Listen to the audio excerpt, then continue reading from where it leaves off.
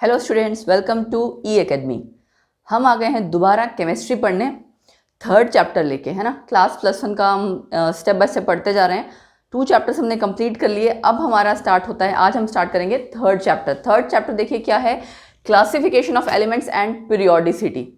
Classification किसकी? Elements की, जिसमें कि आप अब तक जो सपोज आपने बुक के स्टार्टिंग में देखा होगा ना, केमिस्ट्री की बुक के स्टार्टिंग में बड़ा सा टेबल होता है, एलिमेंट्स उसमें अरेंज होते हैं, वो सारी चीज़ें हम इस चैप्टर में पढ़ेंगे। पहली बात तो ये कि एलिमेंट्स को क्लासिफाई किया ही क्यों गया। भाई क्लासिफिकेशन इसलिए की गई ताकि आसानी से उनकी प्रॉपर्टीज़ को स्टडी किया जा सके, क्योंकि इतने सारे एलिमेंट्स हैं। अप्रॉक्स आप पूरा पीरियोडिक टेबल देखोगे 118, एंड डे बाय डे होती जा रही है आपकी डिस्कवरीज, एंड कुछ ना कुछ नया आता जा रहा है। सो अगर हम कह सकते हैं कि क्लासीफाई प्रॉपर नहीं करेंगे, प्रॉपर उन्हें अरेंज नहीं करेंगे, तो डेफिनेटली प्रॉपर्टीज़ को स्टडी करने में हमें दिक्कत आएगी। सो इसी वजह से एलिमेंट्स हमने प्रॉपर क्लासीफाई किए एंड स्टार्टिंग से होते आए। स्टार्टिंग के देखो कुछ कॉन्सेप्ट्स हैं जो मैं ये कह सकती हूँ कि इंपॉर्टेंट नहीं है, एंड इनफैक्ट वो सिलेबस में भी नहीं है। ठीक है, सिलेबस में मैं फिर से मेंशन कर रही हूँ, सीबीएसई ने इस बार के लिए कोरोना के कारण सिलेबस रिड्यूस किया है, बट आगे शायद हो सकता है वो दोबारा सारे टॉपिक्स वापस सिलेबस में आ जाएं। अगर नहीं भी आए तो भी कंपटीशन पॉइंट ऑफ व्यू से बहुत से ऐसे टॉपिक्स हैं जो कट कर दिए बट वो इंपॉर्टेंट हैं। ठीक है, तो पहले हम इस चैप्टर में स्टार्टिंग के जो मतलब एक तरह से हम कह सकते हैं ना, हिस्ट्री कि कैसे डेवलप हुआ, कैसे हमारा प्रेजेंट का पीरियोडिक टेबल आया, स्टार्टिंग में क्या रीज़न रहा, रीज़न नहीं इनफैक्ट हम ये कहेंगे कि कैसे कैसे डिस्कवरीज कुछ हुई। कुछ साइंटिस्ट ने डेफिनेटली रिसर्चेस की हैं स्टार्टिंग में, किसी ने किसी तरह से अरेंज करने की कोशिश की, किसी ने किसी तरह से, वो एक एक करके हम स्टार्टिंग का थोड़ा थोड़ा पढ़ेंगे क्योंकि वो उसकी हमें ज़्यादा नॉलेज नहीं, ज़रूरत नहीं है।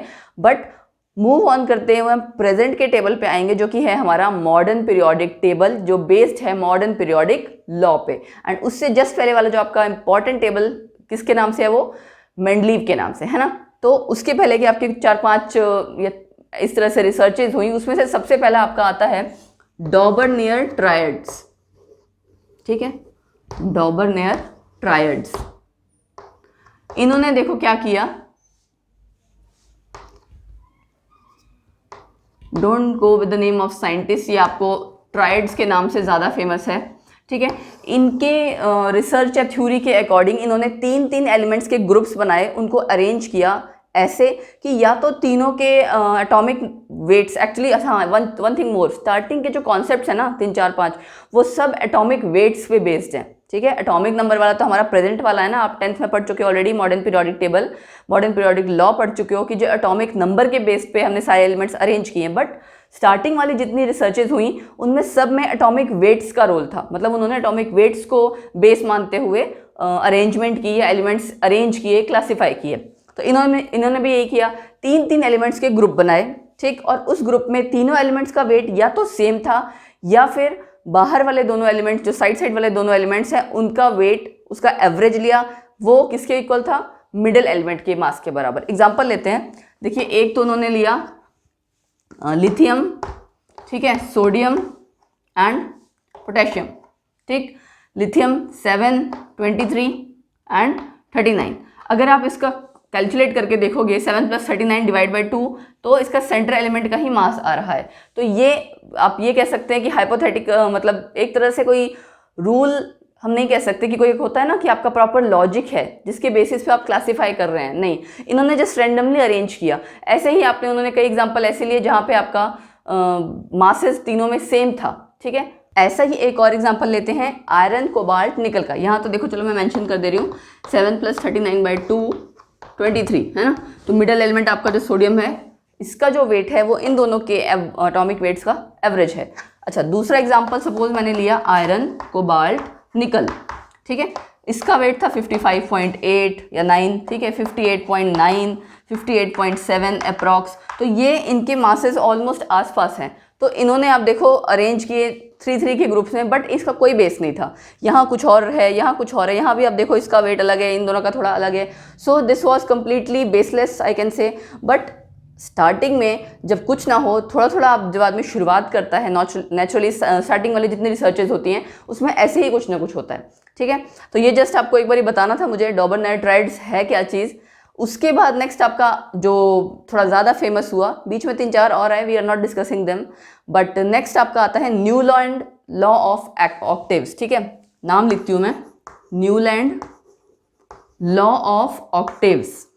अब ऑक्टेव्स क्या है, आपने म्यूजिक के सुर सुने होंगे ना, सा रे गा मा पा धा नी सा, ठीक है, वो 8 हैं। मतलब कहने का मतलब है 8th वाला जो आपका आएगा वो रिपीट होके आता है, ठीक है। अगर आप चेक करके देखो, सा रे गा मा पा धा नी सा, उसके बाद अगेन, है ना, इस तरह से रिपीट हो रहा है। तो इन्होंने एलिमेंट्स की स्टडी इस तरह से की कि एवरी 8th एलिमेंट, अच्छा वन थिंग मोर, उस टाइम तक नोबल गैस की डिस्कवरी नहीं हुई थी, उन्होंने उस चीज़ को कंसिडरेशन में नहीं लिया था। उसके अलावा इन्होंने क्या नोट किया कि एवरी 8th एलिमेंट जो है उसकी प्रॉपर्टी सिमिलर आ रही है सबसे पहले वाले के अकॉर्डिंग। जैसे सपोज कीजिए उन्होंने लिथियम लिया, ठीक है, बेरिलियम, इसको हम काउंट करें 1 2 3 4 5 6 7 8, ये देखो every 8th element is similar to the first element. तो इस तरह से उन्होंने स्टडी किया कि प्रॉपर्टीज में पीरियोडिसिटी आ रही है, सिमिलैरिटी आ रही है, ठीक है। इसीलिए उसका नाम क्या आ गया, लॉ ऑफ ऑक्टेव्स, कि हर 8 एलिमेंट आपका इस तरह से 8th एलिमेंट आपका रिपीट हो जा रहा है सिमिलर प्रॉपर्टीज को लेके as that of first element. But जैसे ये आपका जो जनरलाइजेशन थी, ये खाली छोटे एलिमेंट्स पे, लाइटर एलिमेंट्स पे अप्लाई हुआ टिल 40, अप टू 40 अप्लाई किया, उसके बाद एप्लीकेबल नहीं हुआ। And more over noble gases जब आपकी आ गई तो उसके बाद तो कंप्लीटली ही चीज़ें चेंज हो गई, क्योंकि नोबल गैस देखो इसके बाद आएगा, है ना, फ्लोरीन के बाद नियॉन आएगा, फिर आपका सोडियम आएगा। तो ये वाला जो आपका आप कह सकते हो रूल था या कंसिडरेशन थी, ये भी कैंसिल आउट हो गई। इसके बाद नेक्स्ट आई लोथरमेयर अरेंजमेंट। नेक्स्ट है आपका लोथरमेयर अरेंजमेंट। इन्होंने क्या किया, एटॉमिक वॉल्यूम्स ली एलिमेंट्स की एंड एटॉमिक वेट लिया और उनका ग्राफ प्लॉट किया उन्होंने। बेसिकली देखो, इस साइड लिया एटॉमिक वॉल्यूम, ठीक, एंड एक्स एक्सिस पे लिया एटॉमिक वेट्स। जैसे कि मैंने आपको बताया, पहले वाले जितने भी ट्राइज हुए हैं एलिमेंट्स को क्लासिफिकेशन, एलिमेंट्स की क्लासिफिकेशन के लिए, उनमें सब में ऑलमोस्ट एटॉमिक वेट्स का ही यूज किया गया, एटॉमिक नंबर कहीं नहीं आया है। तो इन्होंने क्या ऑब्जर्व किया, जैसे इस तरह का सपोज ग्राफ आ रहा है, मैं रफली बना रही हूं, ठीक है, इस तरह से ग्राफ आया। इसमें भी बहुत सारी चीजें थी कि सपोज कीजिए इस तरह से डिसेंडिंग आ रहा है, कभी कहीं है कुछ, है ना, और सपोज करो ये इस तरह से, ठीक, या यहाँ पे आपका आते टाइम थोड़ा थोड़ा कहीं पे है।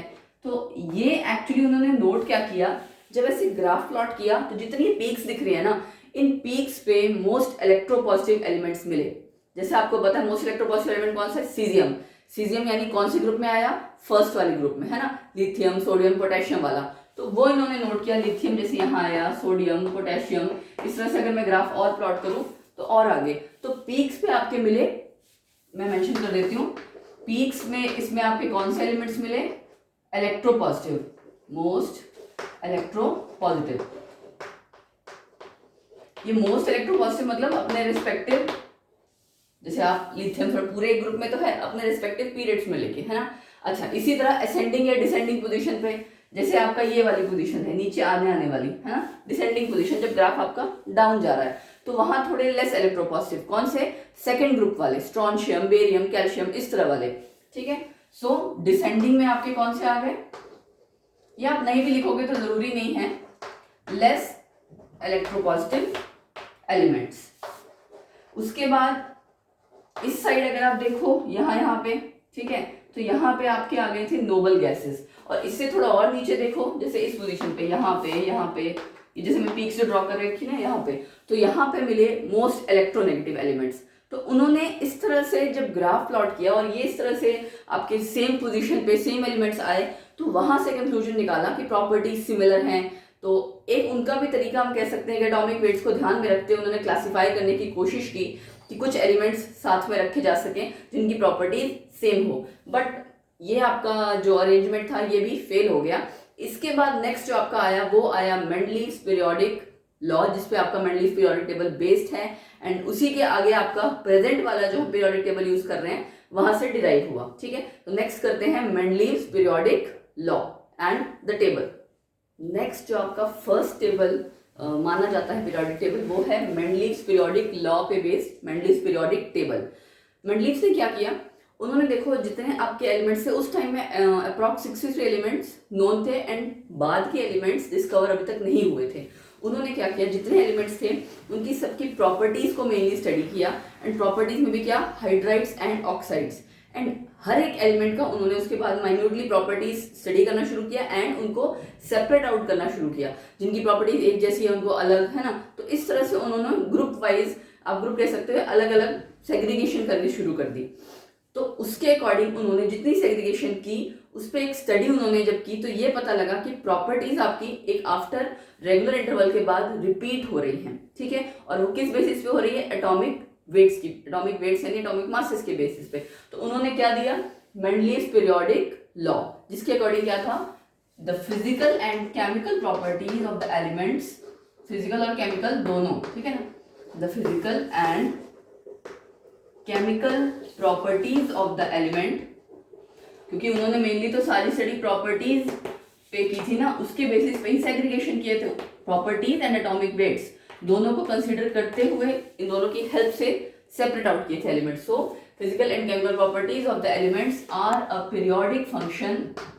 पीरियोडिक फंक्शन का मतलब क्या होता है कि रेगुलर पीरियड के बाद या रेगुलर पीरियड पे वो आफ्टर सम टाइम चेंज हो रहा हो। फंक्शन का मतलब उस पर डिपेंड कर रहा है। और a periodic function of their atomic weights.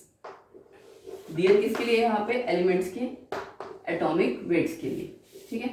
Are a periodic function of their atomic weights.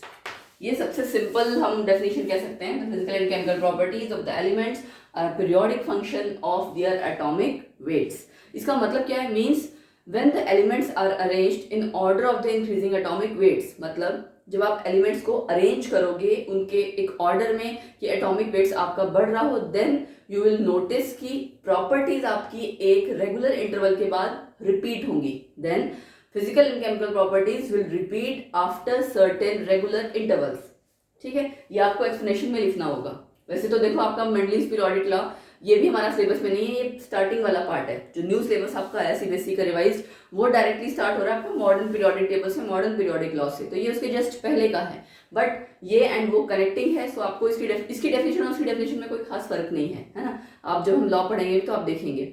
So explanation में आप ये लिखोगे, एंड जो आपका वो रेगुलरली प्रॉपर्टीज रिपीट हो रही हैं उस प्रॉपर्टी को हम क्या कहते हैं? Periodicity of properties. Periodicity, periodicity word का मतलब क्या है? Regular repetition of the properties after certain interval of time, ठीक है। That is actually periodicity. अब बात आती है कि इन्होंने मेंडलीव पीरियोडिक, मतलब मेंडलीव ने किया क्या क्या उस टाइम पे? वो एलिमेंट्स की स्टडी करते गए एंड इनफैक्ट उन्होंने उसी टाइम पे जब एलिमेंट्स की डिस्कवरी नहीं हुई थी, प्रॉपर्टीज के बेसिस पे एटॉमिक वेट्स की हेल्प से कुछ एलिमेंट्स जो कि अभी डिस्कवर नहीं हुए थे उनका नाम दे दिया था, जैसे कि एक्का एल्यूमिनियम, ठीक है। Ekka aluminium, Ekka silicon. ये एक्का वर्ड का मतलब है संस्कृत में नेक्स्ट, ठीक है। इस वर्ड का मतलब होता है नेक्स्ट संस्कृत लैंग्वेज में, ठीक। तो संस्कृत लैंग्वेज में नेक्स्ट का मतलब नेक्स्ट किसके? सिलिकन के नेक्स्ट, एल्यूमिनियम के नेक्स्ट। और बाद में उसी पोजीशन पे आपके कौन से एलिमेंट्स आए? जैसे यहाँ पे आपका आया गैलियम, यहाँ पे आपका आया जर्मेनियम, ठीक है। और आप जो नया पीरियोडिक टेबल है उसमें स्टडी करोगे तो एक्चुअली एल्यूमिनियम के बाद ही गैलियम है, ठीक है, और सिलिकन के बाद ही जर्मेनियम है। सो एक्चुअली उन्होंने प्रॉपर्टीज के बेसिस पे सारी स्टडीज की एंड सारी स्टडी करने के बाद व्हाट ही कंक्लूडेड, उन्होंने एक डिवीजन की। उस डिवीजन में आपके देखो ग्रुप्स और पीरियड्स बनाए। ग्रुप्स मतलब वर्टिकल कॉलम्स, पीरियड्स मतलब हॉरिजॉन्टल रोज। तो अब देखते हैं चलिए कि आप हम अगर ये कहें ना कैरेक्टरिस्टिक्स क्या थे उनके टेबल की, कि क्या मेन पॉइंट्स थे, वो स्टडी करते हैं। मेंडलीव पीरियोडिक टेबल की देखिए मेन कैरेक्टरिस्टिक्स क्या है अगर हम बात करें। उन्होंने horizontal rose,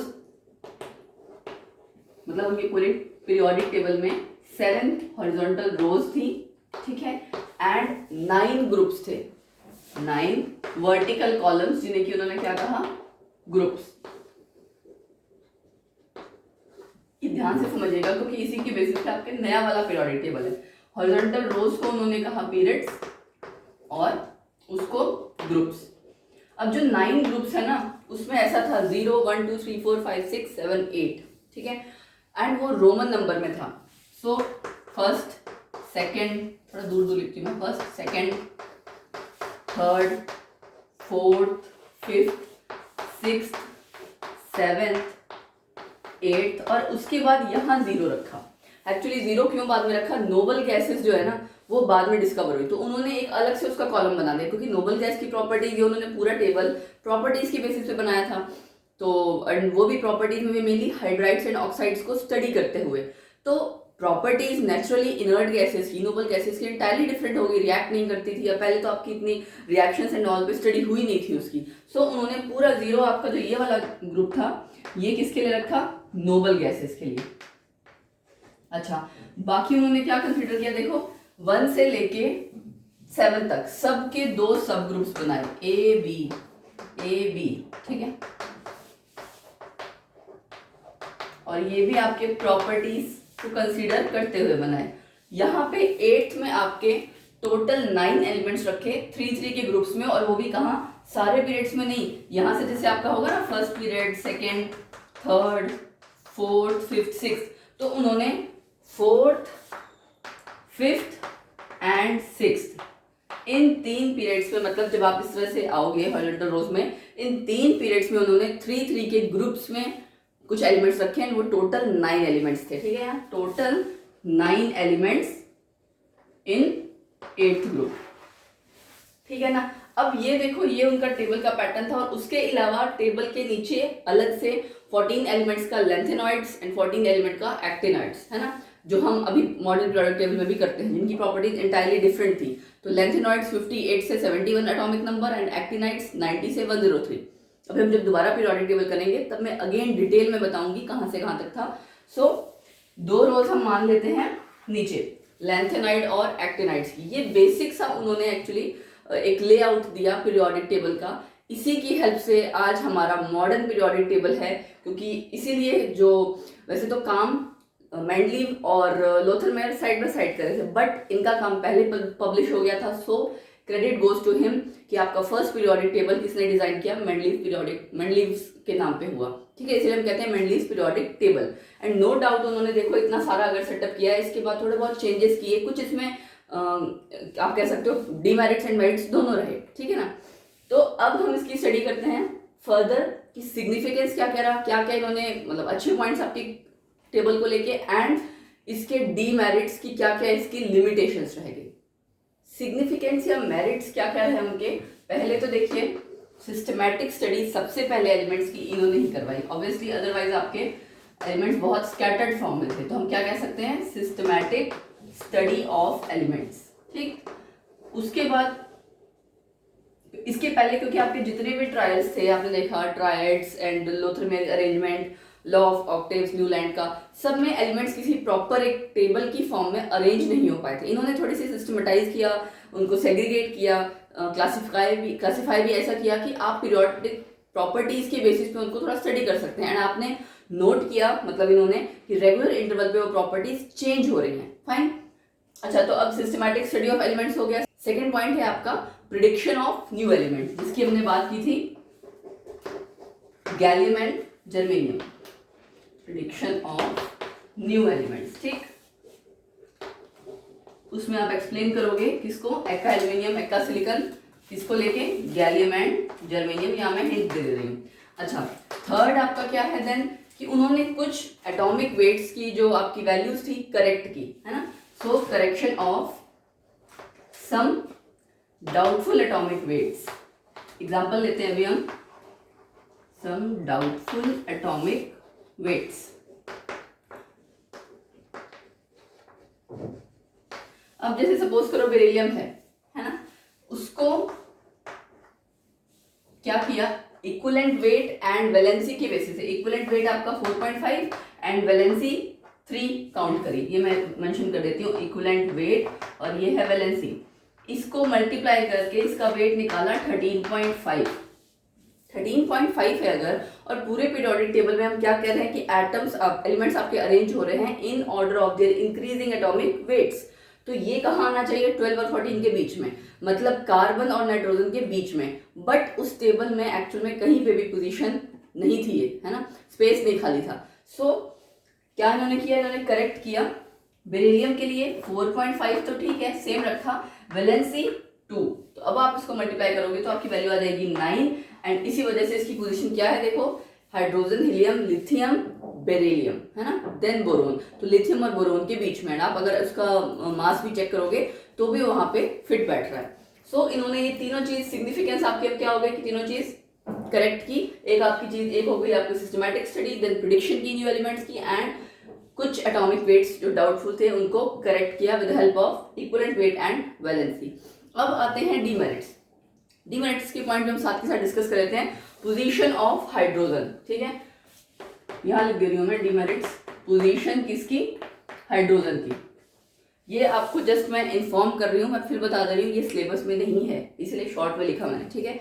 position of hydrogen anomalous, क्योंकि उसकी कुछ प्रॉपर्टीज एल्केली मेटल्स के साथ भी, कुछ दूसरे एलिमेंट्स के साथ भी, सो उसकी पोजीशन तो खैर ये आपकी जो लिमिटेशन है ये अभी वाले पीरियोडिक टेबल में भी एज अ लिमिटेशन ही है, ठीक। अच्छा, हैलोजन और एल्केली मेटल दोनों के साथ इसकी प्रॉपर्टीज सिमिलैरिटीज शो करती हैं। उसके बाद पेयर्स ऑफ एलिमेंट्स आपके, उनकी कुछ की पोजीशन गलत आ गई। कैसे? जैसे सपोज कीजिए हम कह रहे हैं increasing order of atomic weights, तो उसके हिसाब से एग्जांपल आपका krypton sorry potassium and argon and potassium, इसका वेट है 39.9, इसका था 39.1, तो पहले पोटेशियम आना चाहिए बाद में आर्गन, बट एक्चुअल में इसका उल्टा था। सो इसी तरह से कुछ और एलिमेंट्स थे जिनकी पोजीशन करेक्ट नहीं थी। लोअर एटॉमिक वेट्स आपके बाद में थे एंड हायर एटॉमिक वेट्स पहले थे। दो आपके पॉइंट्स हो गए डीमेरिट्स में, पोजीशन को लेके। आइसोटोप्स को लेके कोई कंसिडरेशन नहीं थी, आइसोटोप्स, है ना, आइसोटोप्स की कोई जगह ही नहीं थी। इन्होंने कहा increasing order of atomic weights, तो अब कार्बन के आपके कई एटॉमिक वेट्स वाले आपके एलिमेंट्स हैं, बट उसकी कहीं जगह खाली नहीं थी, ठीक। उसके बाद आपके कुछ आपके एलिमेंट्स हैं, जैसे सपोज कीजिए जो आपका ग्रुप्स इन्होंने डिवाइड किया वो इस तरह से कर दिया कि आपके एलिमेंट्स जो बिल्कुल प्रॉपर्टीज जिनकी डिफरेंट है वो साथ में आ गए। कैसे? जैसे लिथियम सोडियम पोटेशियम वाले, ये आपका इन्होंने क्लब कर दिया कॉइनेज मेटल के साथ। एक आपके बिल्कुल रिएक्टिव हैं लिथियम सोडियम, है ना, एंड कॉइनेज मेटल्स आपके बिल्कुल अनरिएक्टिव आप कह सकते हो। सो इसको हम लोग कह सकते हैं पोजीशन ऑफ, ये भी पोजीशन ही हो गई, या pairing of non similar elements, है ना। तो एग्जांपल मैं लिख देती हूँ, लिथियम, ये हिंट के लिए कॉपर, ठीक है, इससे याद रह जाएगा। एल्कली मेटल्स और कॉइनेज मेटल्स को साथ में रख दिया।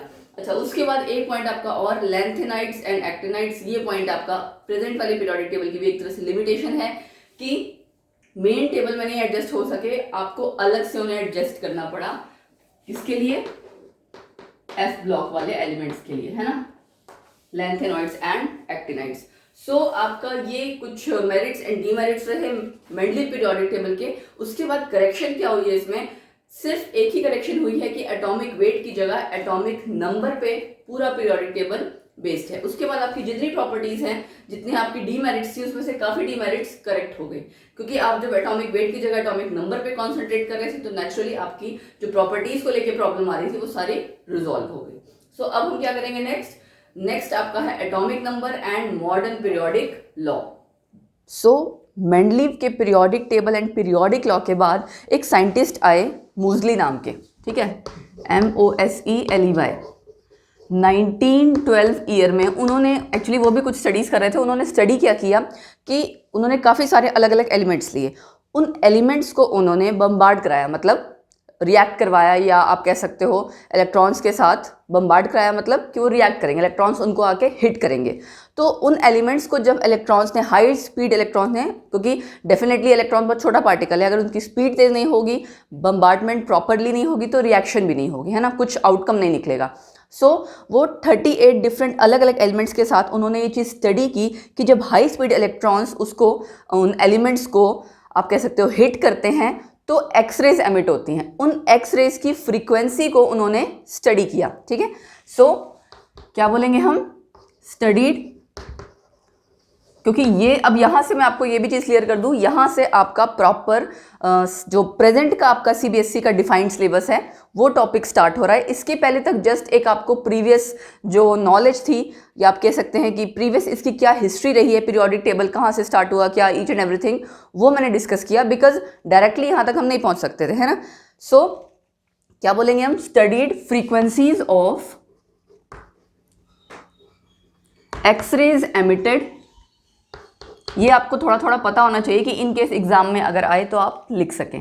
Frequencies of X rays emitted by many elements कर लो, ठीक है, ब्रैकेट में 38 कर लेना, या नहीं भी मेंशन करेंगे आप तो भी चलेगा। Bye many elements on bombardment with the, bombardment कुछ नहीं होता, हिट कराना होता है, ठीक है, यानी रिएक्ट करवाना एक तरह से। Bombardment with the high speed electrons, high speed electrons, ठीक है। Studied frequencies of X rays emitted by many elements on bombardment with the high speed electrons. क्या स्टडी किया उन्होंने कि वो जो फ्रीक्वेंसी एमिट हो रही थी ना, वो डिपेंड कर रही थी एटॉमिक नंबर पे। देखिए कैसे, फ्रीक्वेंसी म्यू लिखते हैं हम, अंडर रूट लिया ए जेड माइनस बी। सो आप देख सकते हैं स्क्वायर रूट ऑफ फ्रीक्वेंसी जो उन्होंने स्टडी किया, ये वो इक्वेशन है, किस पे डिपेंड कर रही है, यहाँ ए और बी कांस्टेंट हैं एंड जेड है आपका एटॉमिक नंबर, राइट। यहाँ मैं मेंशन कर देती हूँ जेड एटॉमिक नंबर, ये आपको पता होना चाहिए, बिकॉज आपको अगर आंसर कंसेप्चुअल फॉर्म में आएगा तो ये सारा आपको डिटेल लिखना पड़ेगा, फाइन, ओके। सो इसके बाद आप क्या लिखेंगे, this shows that frequency depends upon atomic number. तो इससे उन्होंने क्या कंक्लूड किया कि एटॉमिक नंबर एक बेटर फंडामेंटल प्रॉपर्टी है किसी एलिमेंट के लिए, है ना। फ्रीक्वेंसी जो निकल रही थी आपकी वो डिपेंड, अगर तो वो एटॉमिक मास पे डिपेंड करती है, इसका मतलब एटॉमिक मास कोई ज़्यादा इंपॉर्टेंट चीज़ है। तो इस चीज़ से उन्होंने क्या कंक्लूड किया, एटॉमिक नंबर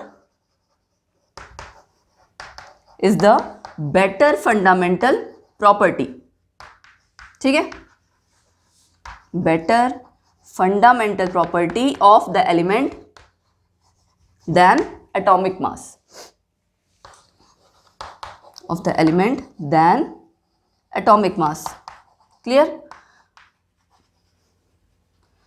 so इससे क्या हुआ, तो उन्होंने ये सजेशन दिया कि जो भी प्रॉपर्टीज हैं एलिमेंट्स की वो भी नेचुरली डिपेंड करेंगी एटॉमिक नंबर पे। तो साइड बाय साइड जो स्टडी चल रही थी आपको पता है पीरियोडिक टेबल वाली, उस पे चेंजेस क्या आए कि जो आपका पीरियोडिक लॉ पहले था उसको थोड़ा सा मॉडिफाई कर दिया गया। उसमें क्या चेंज किया, जो आपकी पूरी डेफिनेशन ऑलमोस्ट सेम है एक्सेप्ट वन थिंग कि एटॉमिक वेट्स की जगह एटॉमिक नंबर आ गया, ठीक है।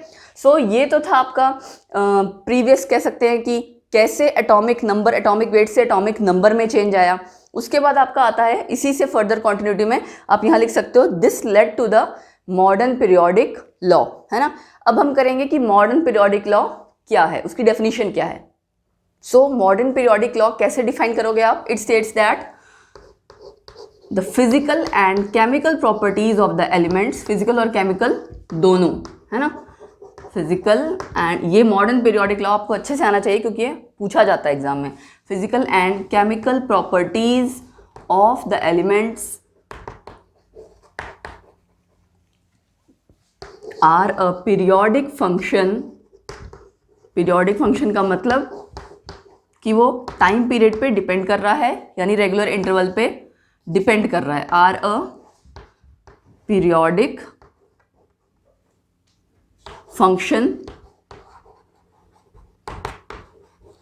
ठीक है। The physical and chemical properties of the elements are a periodic function of their atomic numbers, है ना। पहले क्या था यहाँ पे, खाली ऑफ दियर एटॉमिक वेट्स था, यहाँ पे हमने बस एक चीज चेंज कर दी, एटॉमिक नंबर्स। किसके बाद, after the study of scientist mostly जो 1912 में वो स्टडी कर रहे थे, ठीक है। इसका मतलब क्या है, that is if the elements are arranged, ये आपको पूरा कर लिखना पड़ेगा एंड पूरी डेफिनेशन प्रॉपर आनी चाहिए, फाइन। ओवरऑल डेफिनेशन तभी काउंट होती है। If the elements are arranged in order of their atomic numbers, of their increasing atomic numbers, in order of their increasing atomic numbers। Actually हम explain कर रहे हैं कि जो ऊपर वाली आपने लाइन लिखी है ना पीरियोडिक फंक्शन, उसका क्या मतलब है वो एक्सप्लेन कर रहे हैं, इसलिए डिटेल में हम लिख रहे हैं। पूरा मॉडर्न पीरियोडिक लॉ आपको डेफिनेशन पूरी प्रॉपर आनी चाहिए, ठीक। If the elements are arranged in order of their increasing atomic number, ठीक। क्या होता है उसके बाद, रेगुलर इंटरवल पे प्रॉपर्टीज रिपीट होती हैं, है ना। सो आप क्या लिखोगे, elements are arranged in order of the increasing number, then the properties of the elements, properties of the elements are repeated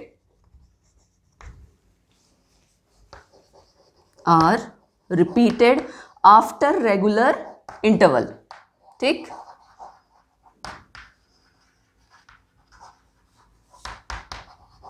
after regular intervals. Clear? तो ये देखिए मैंने आपको पूरी डेफिनेशन भी बता दी। लेक्चर में समझाने के साथ साथ एक तरह से आपके शॉर्ट नोट्स भी प्रिपेयर होते जा रहे हैं। अगर आप रेगुलरली मेरे सारे लेक्चर्स देख रहे हैं, उसमें मैंने जहाँ जहाँ ज़रूरत पड़ी है definition and each and all everything जो भी है सब मेंशन किया है शॉर्ट उसमें, सो दैट आपके नोट्स प्रिपेयर हो जाएं एंड एग्जाम में आपको लास्ट मोमेंट पे पूरी बुक ढंग से ना पढ़नी पड़े। एग्जाम एक होता है ना कि लास्ट में जल्दबाजी में आपको पढ़ना पड़े, तो नोट्स का फ़ायदा यही होता है कि आप स्टार्टिंग से जब रेगुलर पढ़ते हैं, नोट्स बना लेते हैं, तो लास्ट में आके आपको जस्ट वो अपने नोट्स गो थ्रू करने होते हैं एंड एग्जाम की preparation ready, right? So clear हो गया आपका कि प्रॉपर्टीज आपकी रिपीट होती हैं आफ्टर सर्टेन रेगुलर इंटरवल्स। अब बात आती है कि अगर हम इसको जस्टिफाई करना चाहें, जस्टिफाई का मतलब कि प्रूफ कि एटॉमिक नंबर ही क्यों ज़्यादा फंडामेंटल प्रॉपर्टी है, प्रॉपर्टीज़ हमारी एटॉमिक नंबर पे क्यों डिपेंड करेंगी, एटॉमिक मास पे क्यों नहीं करेंगी। अब आपको पता है, देखिए सेंटर में है आपका न्यूक्लियस, बाहर हम कहते हैं कि आपके इलेक्ट्रॉन्स उसके आसपास रिवॉल्व कर रहे हैं, है ना?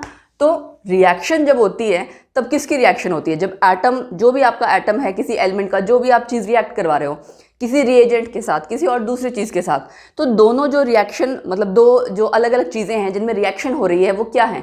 दोनों अलग अलग कंपाउंड्स या सब्सटेंसेस के एटम्स, राइट? एटम्स में भी कौन रिएक्ट कर रहा है? नेचुरली आपका अगर इलेक्ट्रॉन का रोल तो आएगा ही, क्योंकि जो आपका न्यूक्लियस है वो तो डीपली सीटेड है। डीपली सीटेड मतलब कि एटम के काफ़ी अंदर है, तो न्यूक्लियस तो रिएक्ट करेगा नहीं। रिएक्ट कौन कर रहा है? जो बाहर उसके आसपास इलेक्ट्रॉन्स रिवॉल्व कर रहे हैं। तो जो इलेक्ट्रॉन्स आसपास रिवॉल्व कर रहे हैं उनको अगर ज़्यादा एनर्जी दे दी जाए तो आपको पता है वो इलेक्ट्रॉन का जो एक एटम के आसपास जो न्यूक्लियस का एरिया है, यानी कि न्यूक्लियस के आसपास वाला एरिया, एक्स्ट्रा न्यूक्लियर पार्ट, वो उसको छोड़ देते हैं, राइट? इलेक्ट्रॉन रिलीज आउट हो जाता है। जैसे आपके आयंस बनते हैं या कोवलेंट बॉन्ड है, शेयरिंग होती है, तो सब जगह रोल किसका आ रहा है? इलेक्ट्रॉन का। आउटर मोस्ट शेल के जो भी इलेक्ट्रॉन है वही आपके सारे इलेक्ट्रॉन्स रोल प्ले करते हैं किसमें, या पार्टिसिपेट करते हैं रिएक्शन में। तो नेचुरली जब वो रिएक्ट कर रहे हैं, सारा रोल उनका है, तो फिजिकल एंड केमिकल प्रॉपर्टीज भी किस पे डिपेंड करेगी? एटॉमिक नंबर पे, है ना? क्योंकि एटॉमिक नंबर से ही डिसाइड हो रहा है कि आपके कितने इलेक्ट्रॉन्स होंगे सबसे बाहर वाले शेल में। एटॉमिक नंबर कम होगा तो जाहिर सी बात है आपके नंबर ऑफ इलेक्ट्रॉन्स भी कम होंगे, क्योंकि आपको पता है atomic number is equal to किसी एक ग्राउंड स्टेट ऑफ एटम के रिगार्डिंग हम क्या कहते हैं? Atomic number is equal to number of electrons and it is also equal to number of protons. Protons का कोई रोल नहीं है क्योंकि प्रोटॉन्स हमारे कहाँ है? न्यूक्लियस के अंदर। न्यूट्रॉन्स का भी कोई रोल नहीं है, वो भी न्यूक्लियस के अंदर है। एटॉमिक मास हम पूरा कहते हैं कि कहाँ कंसंट्रेटेड है एटम का? न्यूक्लियस के अंदर। सो अगर आपका एटॉमिक मास पे डिपेंड कर रहा होता तो न्यूक्लियस की इन्वॉल्वमेंट होती, लेकिन इन्वॉल्वमेंट किसकी हो रही है? इलेक्ट्रॉन्स की, जो बाहर वाले हैं। यही इलेक्ट्रॉन आपके दो एटम्स में अगर हैं आपस में रिएक्ट कर रहे हैं, एक का इलेक्ट्रॉन हो सकता है वो रिलीज करेगा, दूसरा उसको एक्सेप्ट करेगा। सो पूरी रिएक्शन कंप्लीटली डिपेंड कर रही है आउटर मोस्ट शेल की इलेक्ट्रॉनिक कॉन्फ़िगरेशन पे या इलेक्ट्रॉन्स पे, नंबर ऑफ इलेक्ट्रॉन्स पे। सो आप क्या कह सकते हो कि प्रॉपर्टीज भी हमारी एलिमेंट्स की जितनी भी होगी वो डिपेंड करेगी एटॉमिक नंबर पे। Therefore atomic number is a better fundamental property than atomic weight, and इसीलिए इसको कंसिडरेशन में लाया गया कि जो आपका पीरियोडिक टेबल है वो पूरा एलिमेंट्स आपके अरेंज हो on the basis of increasing atomic number. Fine. तो आई होप आपको पूरा modern periodic law and theoretical justification का मतलब क्या होता है कि आपने जो पूरी थ्योरी दी उसको जस्टिफाई किया, उसको एक्सप्लेन किया या उसका प्रूफ दिया कि क्यों एटॉमिक नंबर बेटर है दैन एटॉमिक वेट। ठीक है। अब इसके बाद नेक्स्ट आता है, जैसे आपने बात की ना पीरियोडिक फंक्शन, इसको हम क्या कहते हैं? पीरियोडिसिटी। एक रेगुलर इंटरवल के टाइम के बाद कुछ चीज़ रिपीट होना, उसके लिए कॉमन वर्ड है पीरियोडिसिटी। तो अब पढ़ते हैं कॉज ऑफ पीरियोडिसिटी की पीरियोडिसिटी हो क्यों रही है। सो कॉज ऑफ पीरियोडिसिटी के लिए देखिए दो चीज़ें हैं।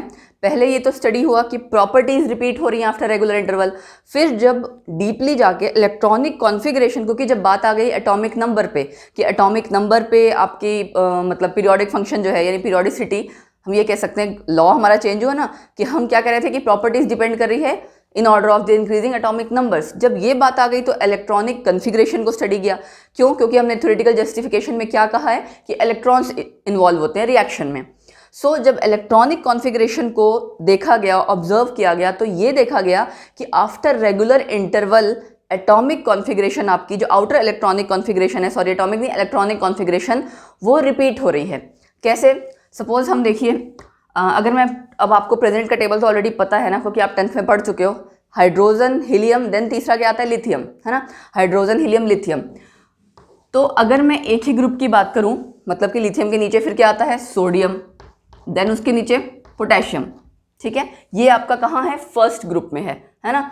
सो फर्स्ट ग्रुप में, और इसकी अगर मैं इलेक्ट्रॉनिक कॉन्फ़िगरेशन लिखना चाहूँ तो देखिए क्या बोलेंगे हम? लिथियम का एटॉमिक नंबर क्या है? 3, ठीक है। क्या लिखोगे आप? 1s2 2s1, ये लिखोगे, फाइन। सोडियम का एटॉमिक नंबर क्या है? 11। यहाँ क्या करेंगे आप? 1s2 2s2 2p6, 10 हो गए। उसके बाद 3s1, फाइन। अब आई बारी इसकी, पोटेशियम, उसके बाद क्या आता है? कैल्शियम, यानी ये इसका एटॉमिक नंबर 19। एटॉमिक नंबर देखिए याद करना बहुत ज़रूरी है। और अब तो जैसे जैसे आप आगे बढ़ते जाएंगे, atomic number, electronic configuration, and in fact आपको कुछ एलिमेंट्स तो, या आप ये कह सकते हो उनके एटॉमिक वेट्स भी टिप्स पे होने चाहिए, फाइन, ठीक है। इसकी इलेक्ट्रॉनिक कॉन्फ़िगरेशन क्या आएगी? 1s2 2s2 2p6, ठीक है। उसके बाद देखिए क्या होगा, यहाँ 10 हो गया ना, हमें करने हैं 19, 3s2 3p6। अब ज़रा टोटल करो, 6 + 4 10, 10 एंड 18, ठीक है, 18 हो गया। इसके बाद अगला आपका क्या आएगा? 4s1। तो आप देख सकते हैं सबसे बाद में हर बार क्या आ रहा है? 2s1 3s1 4s1, क्या आ रहा है? ns1, यही आ रहा है ना। अच्छा, अभी तो हम वैसे तो हमें पीरियोडिक टेबल करना है, बट एज यू नो कि आप 10th में पीरियोडिक टेबल कर चुके हैं, तो उसको कंसीडर करते हुए अगर मैं आपको बोलूं हाइड्रोजन है, फिर उधर कोने में हीलियम है ना पीरियोडिक टेबल में, तो वो क्या था आपका? फर्स्ट वाली रो, यानी कि वो फर्स्ट पीरियड था। ये क्या कहाँ आएगा? सेकेंड पीरियड, ये थर्ड, देन फोर्थ। तो अगर आप एक सीक्वेंस देखो, पीरियड वाइज क्या चेंज हो रहा है? ये एन क्या है? पीरियड को ही करस्पॉन्ड कर रहा था ना। हर बार लास्ट में क्या आ रहा है? एक जैसी इलेक्ट्रॉनिक कन्फिग्रेशन रिपीट हो रही है ना आफ्टर रेगुलर इंटरवल में। सो ये कंसीडर जब किया गया, तब क्या हमने फाइनली कंक्लूजन क्या निकाला कि एक तो आपके रेगुलर इंटरवल पे प्रॉपर्टीज रिपीट हो रही हैं एलिमेंट्स की, एंड दूसरा रेगुलर इंटरवल पे सिमिलर इलेक्ट्रॉनिक, आउटर इलेक्ट्रॉनिक लिखना जरूरी है क्योंकि सबसे बाहर वाले की ही बात हो रही है और उन्हीं की इन्वॉल्वमेंट होती है केमिकल रिएक्शन में, ठीक। So similar outer electronic configuration भी रिपीट हो रही है या सेम आ रही है। सो क्या कंक्लूड किया गया? Cause of periodicity in properties, क्या बोलोगे आप? Is the similar outer electronic configuration. ये भी बहुत पूछा जाता है, सिमिलर आउटर इलेक्ट्रॉनिक कॉन्फ़िगरेशन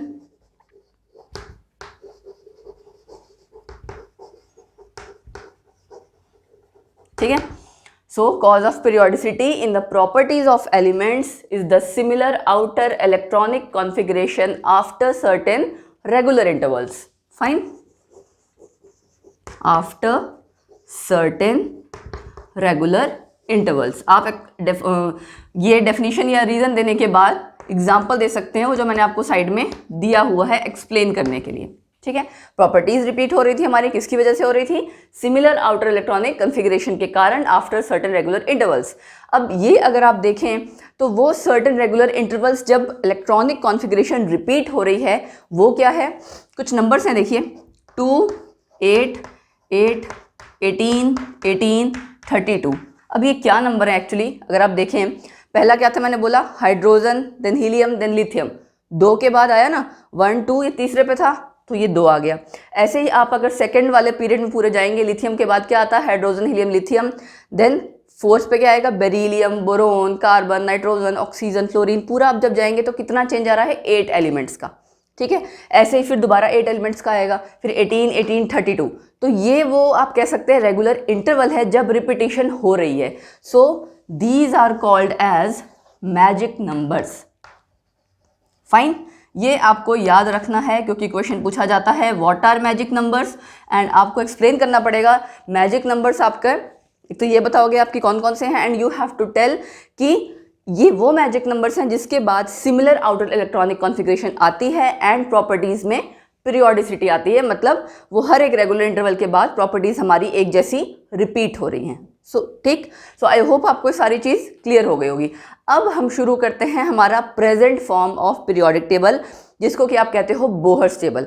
वो हमें पूरा डिटेल में पढ़ना है, पूरे आपका टेबल में कितने ग्रुप्स कितने पीरियड्स हैं, ठीक है। अच्छा, ग्रुप की कॉन्फ़िगरेशन कैसी, पीरियड की कॉन्फ़िगरेशन कैसी, उसके बाद blocks, S block, P block, उसका क्या मतलब होता है। So each and everything, each and every minute detail आपको पूरे टेबल के बारे में पता होनी चाहिए, क्योंकि उसके ही बेसिस पे आगे आपको प्रॉपर्टीज़ करनी है ना। इस चैप्टर का नाम क्या है एक्चुअली आपका, classification of elements and periodicity.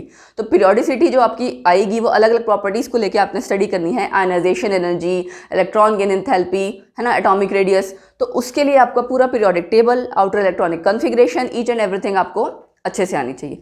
चलिए फिर शुरू करते हैं present form of periodic table. Present form of periodic table, या फिर आप इसे क्या कहते हैं, लॉन्ग फॉर्म। लॉन्ग फॉर्म इसलिए कहा जाता है क्योंकि आपका पीरियोडिक टेबल अगर आप देखो बहुत डिटेल में है एंड बहुत स्प्रेड आउट है, फैला हुआ है काफ़ी, है ना। और ये आपका बेस था बोहर्स की, आप कह सकते हो, स्टडीज़ पे, कि कैसे हमें अराउंड द न्यूक्लियस अरेंजमेंट की हुई इलेक्ट्रॉन्स की, है ना, एटॉमिक नंबर एंड ऑल। तो बोहर्स की स्टडीज़ को कंसिडर करते हुए इस टेबल को बनाया गया था, और जो मेंडलीव का मतलब एक प्रॉपर बेस था ना, उसी की तरह से अरेंज किया था। थोड़े बहुत चेंजेस किए हैं, थोड़े नहीं, इनफैक्ट काफ़ी चेंजेस किए हैं, लेकिन जो बेस आपका था कि हाँ इस तरह से अरेंज करना है, वैसे ही रहने दिया। इसीलिए फर्स्ट क्रेडिट दिया मेंडलीव को। एंड उसके बाद जो प्रेजेंट फॉर्म है हमारा पीरियोडिक टेबल का पूरा, उसे कहा गया बोहर्स टेबल, या present form of periodic table, या लॉन्ग फॉर्म। ठीक है, क्लियर है। अच्छा, अब मेन बात आती है, देखिए पिछले वाले में आपके ग्रुप नंबर्स थे ना, फर्स्ट सेकंड, हर ग्रुप को ए बी में डिवाइड किया हुआ था, एंड लास्ट में एक जीरो था इनर्ट गैसेस के लिए। 8th वाला ग्रुप आपका कौन सा था, जिसमें कि 9 एलिमेंट्स थे, कुछ लिमिटेड से पीरियड्स के लिए। मैं ओल्ड ग्रुप नंबर्स भी लिख रही हूँ एंड न्यू ग्रुप नंबर आपका, वो आपको एक तरह से पता होना चाहिए कि कौन सा ग्रुप नंबर पिछले वाला अब यहाँ किस में लाई कर रहा है। ठीक है, उससे पहले हमें एक चीज़ क्या जाननी है कि कितने ग्रुप्स हैं एंड कितने पीरियड्स हैं इस वाले हमारे प्रेजेंट के पीरियोडिक टेबल में। ठीक है, 18 आपके वर्टिकल कॉलम्स हैं। वर्टिकल मतलब सीधे ऐसे पिलर्स की तरह जो खड़े होते हैं, वर्टिकल कॉलम्स, जिन्हें आप क्या कहते हो, ग्रुप्स। ग्रुप 1 से लेके ग्रुप 18। ठीक, एंड जो आपके हॉरिजॉन्टल रोज होती हैं उन्हें क्या कहते हो, पीरियड्स। तो 7 हॉरिजॉन्टल रोज, ठीक है, इन्हें हम कहते हैं पीरियड्स। क्लियर। अब इनमें मेन चीज़ क्या है, ग्रुप्स का तो देखो मैंने आपको भी दिखाया ही था, लिथियम सोडियम पोटेशियम एक ही ग्रुप में लाई करता है ना। तो इसमें आपकी आउटर मोस्ट इलेक्ट्रॉनिक कॉन्फ़िगरेशन कैसी रहती है, same. Clear. Number of shells increase होते जाते हैं, आप देख सकते हो 2s1, 3s1, 4s1 आ रहा था, है ना। नंबर ऑफ शेल आपके इंक्रीज होते जा रहे हैं, लेकिन outer most electronic configuration same रह रही है। और ग्रुप्स आपके पुराने और नए भी मैं आपको बताऊंगी। उससे पहले पीरियड में क्या खास बात है, पीरियड में देखो आपका जैसे सेकंड पीरियड है ना, तो सेकंड पीरियड में आपको आपकी कॉन्फ़िगरेशन क्या आ रही थी, 2s1। तो मैक्सिमम जितना आपका शेल नंबर हो सकता है वो बताता है आपका पीरियड का नंबर। थर्ड वाला आपका क्या था, उसमें लास्ट इलेक्ट्रॉन किस में जा रहा था, 3rd s1 में। प्रिंसिपल क्वांटम नंबर यानी n की वैल्यू मैक्सिमम जो होती है किसी एक पर्टिकुलर पीरियड के लिए, वो पीरियड का नंबर ही होता है। जैसे थर्ड पीरियड है तो उसमें थर्ड शेल आपका जो आउटर मोस्ट शेल होगा उसकी फिलिंग हो रही होगी इलेक्ट्रॉन्स की। ये आप जैसे धीरे धीरे पढ़ते जाओगे ना, आगे आपको जाके न्यूमेरिकल्स या क्वेश्चंस आते हैं प्रिडिक्शन ऑफ ग्रुप को लेके, ब्लॉक को लेके, पीरियड्स को लेके। ठीक है, वो यहीं से पता लगेंगे। फाइन। ग्रुप्स में क्या चीज़ मेन हुई, outer electronic configuration same, and period में क्या हुआ, सेम शेल की पूरी फिलिंग होती है इलेक्ट्रॉन्स की। राइट।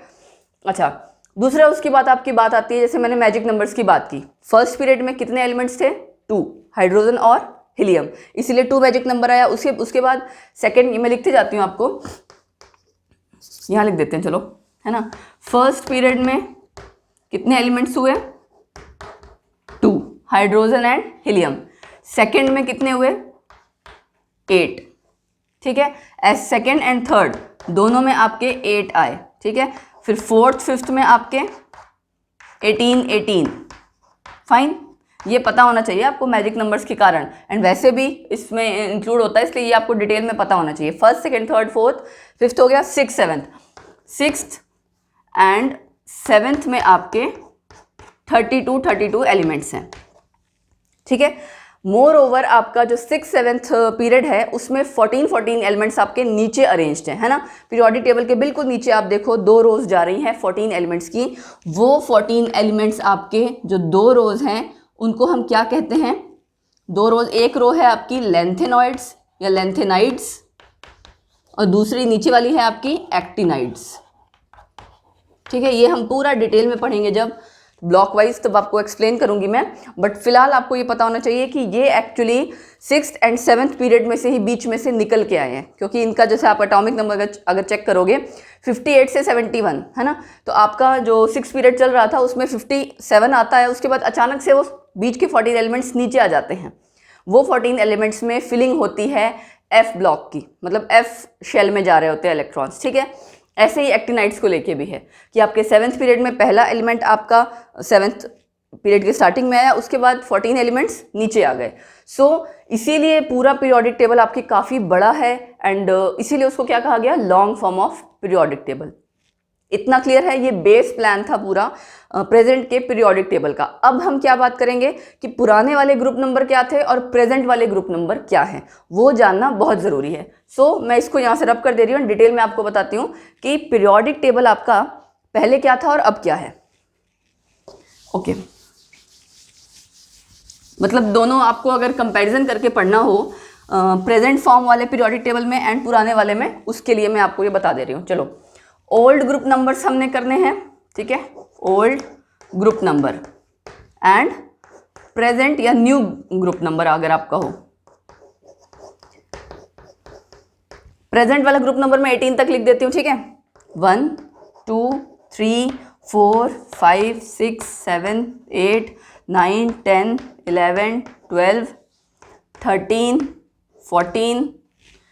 मैं एक्चुअली थोड़ा सा इधर लिखती हूँ सो दैट ये आपको प्रॉपर एक रो में ही सारा नजर आए। 1 2 3 4 5 6 7 8 9 10 11 12 13 14 15 16 17 18। अब सही है, अब एक ग्रुप में आ गया ना। ओके, अब हम क्या करेंगे नेक्स्ट, जो पिछले वाले ग्रुप नंबर से वो यहाँ बीच में फिल करेंगे, मतलब ऊपर मैं इसके लिखती जाऊंगी, ठीक है। 18 वाला आपका देखिए क्या है, इनर्ट गैसेस का है, वहाँ पे क्या था? 0 नंबर था उसका, है ना, तो ये याद रखना है आपको। उसके बाद वहाँ पे आपके जितने भी ग्रुप्स थे उसको याद है 2 सब ग्रुप्स में डिवाइड किया हुआ था, ए बी। फर्स्ट का इस तरह से था, 1 to 7 लेके 2 सब ग्रुप्स बने हुए थे, एंड 8th वाले में 9 एलिमेंट्स अरेंज किए हुए थे। सो ये था हमारा फर्स्ट ए, फिर ये था हमारा सेकंड ए, ठीक है। फर्स्ट सेकंड का फर्स्ट ए, सेकंड ए। उसके बाद नंबरिंग तो देखिए सेम रहती है, थर्ड, यहाँ पे भी फोर्थ आएगा, फिफ्थ आएगा, सिक्स्थ आएगा, सेवेंथ आएगा, ठीक है। लेकिन ए की जगह क्या आ जाएगा? बी। ये याद करने का तरीका बता रही हूँ मैं, तभी तो देखो हुआ क्या था, वहाँ पे मिक्सिंग नहीं हो गई थी, लिथियम सोडियम पोटेशियम आपके एल्कली मेटल्स किसके साथ रख दिए थे गए थे? कॉइनेज मेटल्स के साथ, राइट। कॉइनेज मेटल्स मतलब कॉपर वगैरह के साथ, जबकि एक आपके बहुत रिएक्टिव और एक कॉइनेज मेटल्स आपके रिएक्ट नहीं करते, बहुत लेस रिएक्टिव है कह सकते हैं। फाइन। सो फर्स्ट सेकेंड में आपका क्या आया? फर्स्ट ए, सेकेंड ए। उसके बाद हमने क्या किया? 7 तक, नंबर 7 ही लिखना है, बट बी सब ग्रुप आ जाएगा, क्लियर। उसके बाद 8 9 10 ये पूरा आपका 8th में था, क्लियर। उसके बाद अगेन आपने क्या करना है 11 से 1 2, मतलब रोमन नंबर में 3rd 4th 5th 6th 7th। सो लिखने का तरीका देखिए कैसे है, मैंने क्या किया, जैसे एक बार रिपीट करा देती हूँ, मैं आसान तरीका बता रही हूँ याद करने का। आपने 18 वाले तो लिख लिए, मतलब प्रेजेंट फॉर्म के अकॉर्डिंग। फिर 1 to 7 में आपने उसके ऊपर जस्ट रोमन नंबर्स लिखने हैं 1 से लेके 7 तक, ठीक है।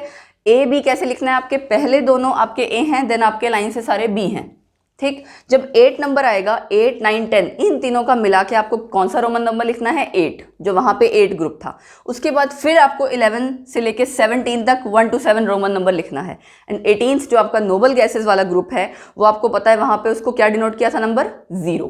ठीक, अब बात आती है इनमें हम क्या लिखेंगे। इनमें देखिए हमें लिखना है, यहाँ बी था ना, 2 बी रह गए हमारे पास क्योंकि हमारे 7 ग्रुप्स थे। हर ग्रुप को हमने 2 सब ग्रुप्स में डिवाइड किया था, ए एंड बी। फाइन, सो 2 आपके ए यहाँ आए और 5 बी आ गए, 5 2 7, 5 बी 7 बी हो गए, रिमेनिंग आपके ए। ठीक, सो इस तरह से आपका पुराना वाला जो ग्रुप नंबर जितने थे सारे वो एंड न्यू वाले ग्रुप नंबर्स हमने कंपेयर किया। इसी की वजह से तो वहाँ पे मिक्सिंग हो गई थी। जब आपको ध्यान हो, alkali metals and coordinate metals को साथ रख दिया गया था, जो कि एक लिमिटेशन है, ये कह सकते हैं डीमेरिट्स हैं उस वाले पुराने वाले आपके पीरियोडिक टेबल के अकॉर्डिंग। सो अब आप देख सकते हैं जैसे एल्कली मेटल्स आपके यहाँ हैं, फर्स्ट ए, फर्स्ट बी कहाँ गया आपका, ये रहा। तो इन दोनों के एलिमेंट्स मिक्सअप करके रख दिए गए थे, राइट। सो अब का आपका जो प्रेजेंट फॉर्म है उसमें फाइनली क्या चीज़ निकल के आई, 18 ग्रुप्स जिनको कि आप वर्टिकल कॉलम्स कहते हो, 7 पीरियड्स जिन्हें आप हॉरिजॉन्टल रोज कहते हो, एंड दोनों के हमने ग्रुप नंबर्स कंपेयर करके पढ़ लिए हैं। अब करते हैं इनकी थोड़ी सी इलेक्ट्रॉनिक कॉन्फ़िगरेशन एंड थोड़ा सा यह मैं आपको बता ही देती हूँ। पीरियोडिक टेबल में देखो एक बॉक्स है ना, सब जगह इस तरह से डिब्बा डिब्बा बना हुआ है। हम सबसे सिंपल एलिमेंट लेते हैं हाइड्रोजन, ठीक है। आपको इस तरह से लिखा होता है, हाइड्रोजन का सिंबल लिखा होता है, उसके ऊपर लिखा है 1, ठीक है। उसके नीचे लिखा होता है नाम हाइड्रोजन, फाइन, एंड उसके नीचे लिखा होता है उसका मास। तो मैं बता देती हूँ, इस तरह से हर जो स्मॉल ब्लॉक्स बने हुए हैं, छोटे छोटे डिब्बे, उसमें इसी तरह से लिखा हुआ है। सबसे ऊपर है आपका एटॉमिक नंबर, ठीक है।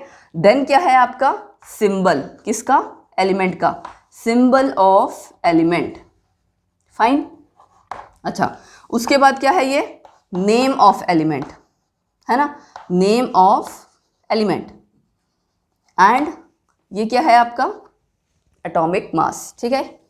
सो हमें पीरियोडिक टेबल को देख के पता लग जाता है कि कौन सा एलिमेंट है। जब आप पूरा पीरियोडिक टेबल अच्छे से पढ़ोगे, एंड इनफैक्ट मैं आपको एक टिप दूंगी पीरियोडिक टेबल अच्छे से याद करने के लिए, जहां आप बैठते हैं आपका स्टडी टेबल है, पीरियोडिक टेबल आप अगर मार्केट में आता है बना बनाया पूरा, खरीद सकते हो, फाइन। अदरवाइज पीरियोडिक टेबल एक बड़े से चार्ट पे नीट एंड क्लीन ड्रॉ करो एंड उसको अपने स्टडी टेबल के सामने लगा दो। उसको डेली आप आते जाते जब रीड आउट करोगे, वो धीरे धीरे आपको एक्चुअली याद होता जाएगा। क्यों याद होता जाएगा, क्योंकि एक इंसान की बेसिक चीज़ होती है कि आप पिक्चर जो चीज़ देखते हो ना, वो आपको जल्दी याद होती है। अगर आप ऐसे रटने बैठोगे, मतलब डैम श्योर मैं कह रही हूँ आपको नहीं याद होगा, रट के याद नहीं होगा, बट आप डेली उसको गो थ्रू करोगे, सुबह उठोगे, आते जाते जब भी एलिमेंट्स देख लिए, कभी एलिमेंट्स का एटॉमिक नंबर देख लिया, कभी उसका एटॉमिक मास देख लिया, सो आपको ग्रेजुअली याद होता जाएगा, ठीक है।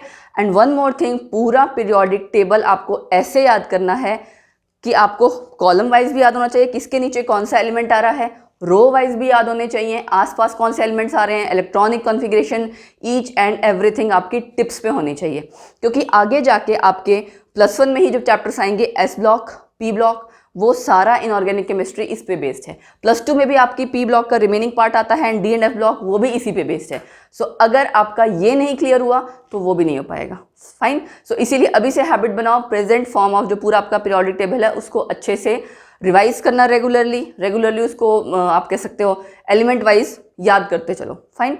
सो अब हमें पूरे पीरियोडिक टेबल में नेक्स्ट क्या चीज़ करनी है। देखो पूरे पीरियोडिक टेबल जब आप देखोगे उसमें डिवीजन है ब्लॉक्स वाइज, है ना, S block, P block, D and F block, right.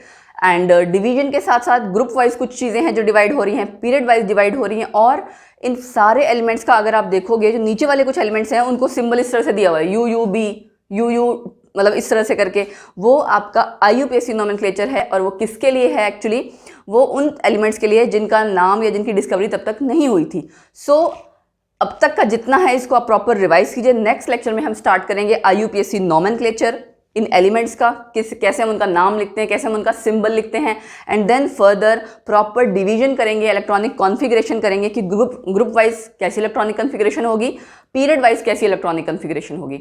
So till then आपका जितना है वो रिवाइज कीजिए। एंड मैं आपको एक आपसे इनफैक्ट ये कहूँगी कि आप पीरियोडिक टेबल एक बारी गो थ्रू करके आइएगा नेक्स्ट लेक्चर के लिए, सो दैट आपको थोड़ा अच्छे से समझ में आएगा। So that's it for this lecture and I hope you must have enjoyed the lecture. थोड़ा आपको न्यूनेस लगी होगी। एंड नेक्स्ट लेक्चर में एक चीज़ और, हम जब पीरियोडिक टेबल करेंगे ना, उसको याद करने की मैंने कुछ छोटी ट्रिक्स बताई हुई हैं। So do come and watch next lecture. वो ट्रिक्स जो भी हैं अटपटी जैसी वो आपको सुनने को मिलेंगी, तो होपफुली आपको अच्छी लगेगी एंड उसकी हेल्प से पीरियोडिक टेबल आपको याद रहेगा। So bye bye, take care and I hope आप लोग ज़्यादा से ज़्यादा हमारी वीडियोज़ देख रहे हैं, शेयर कर रहे हैं, लाइक कर रहे हैं and please do subscribe the channel. जो लोग नए हैं बेल आइकन ज़रूर प्रेस करें। That's it, bye bye, take care.